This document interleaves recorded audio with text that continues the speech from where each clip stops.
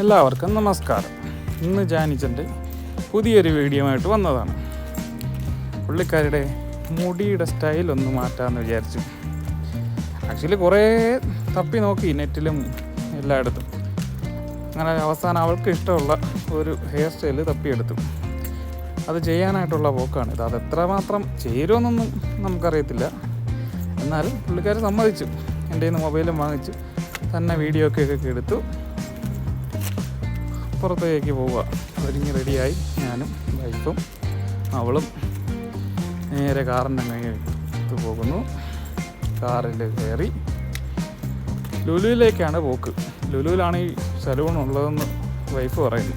അവിടെ നല്ല തിരക്കാണെന്നും പറയുന്നവളു. പോയി നോക്കാം എന്താവുന്നു.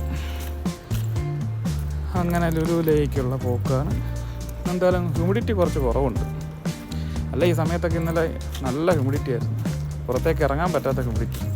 അങ്ങനെ ലുലുവിലെത്തി കാർ പാർക്കിങ്ങിൽ ജസ്റ്റ് ഒന്ന് നിന്ന് ഒരു വീഡിയോ ഒക്കെ എടുത്ത് ലുലുവിൻ്റെ ഫുള്ള്. എന്നിട്ട് ഇത് അകത്തേക്ക് പോവുക. അകത്തേക്ക് പോകുന്ന ഇന്ന് നല്ല തിരക്കാണ്. ഇന്ന് വ്യാഴാഴ്ച ആയതുകൊണ്ട് നല്ല തിരക്കാണ്. എന്നാലും ഒരുവിധം അകത്ത് റോഡ് ക്രോസ് ചെയ്തു അകത്തേക്ക് നടക്കുക. ലുലുവിൽ പതിവില്ലാത്ത കണക്ക് തിരക്കും. എസ്കലേറ്റർ വഴി നമ്മൾ മുകളിലേക്ക് എത്തി. ഇനി ഈ സലൂൺ ഒന്ന് തപ്പിപ്പിടിക്കട്ടെ. അവസാനം അത് കിട്ടി. Doha beauty centre. അവിടെ നല്ല തിരക്കാണ്. അങ്ങനെ വേറെ പുറത്ത് വെയിറ്റ് ചെയ്യുക. ജാനിച്ചനാണെങ്കിൽ നല്ല ഉറക്കം. അങ്ങനെ അവസാനം അവളുടെ നമ്പറായി. അവൾ അകത്തേക്ക് പോന്നു. ഇനി ബാക്കി എന്തുവാന്ന് കണ്ടറിയാം. എനിക്കകത്തേക്ക് പ്രവേശിക്കുന്നത് ഒരു ഡോറ് തുറന്ന രംഗമാണ് കണ്ടത്. മുടിയൊക്കെ മുറിച്ച് അവളെ കാണിക്കുന്നുണ്ട്. അവൾ നോക്കി. ഇനി നോക്കാം എങ്ങനുണ്ട് പുതിയ സ്റ്റൈല്. പുള്ളിക്കാരിയുടെ മുടി പോയപ്പോഴത്തേനൊരു വിഷമം ഉള്ളതുപോലെ തോന്നുന്നു. മിണ്ടാട്ടമൊന്നുമില്ല. എന്നാലും മുടിയിലൊക്കെ പിടിച്ച് നടക്കുന്നുണ്ട്.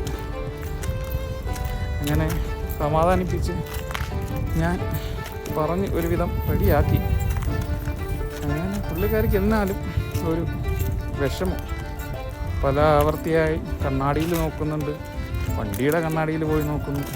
അങ്ങനെ ലാസ്റ്റ് വീട്ടിൽ വന്ന് കണ്ണാടി നോക്കിയപ്പോഴത്തേന് അപ്പോൾ എൻ്റെ പുതിയ ഹെയർ സ്റ്റൈൽ വീഡിയോ ഇഷ്ടപ്പെട്ടാൽ സപ്പോർട്ട് ചെയ്യാൻ മറക്കരുത്. അപ്പോൾ ഓക്കെ.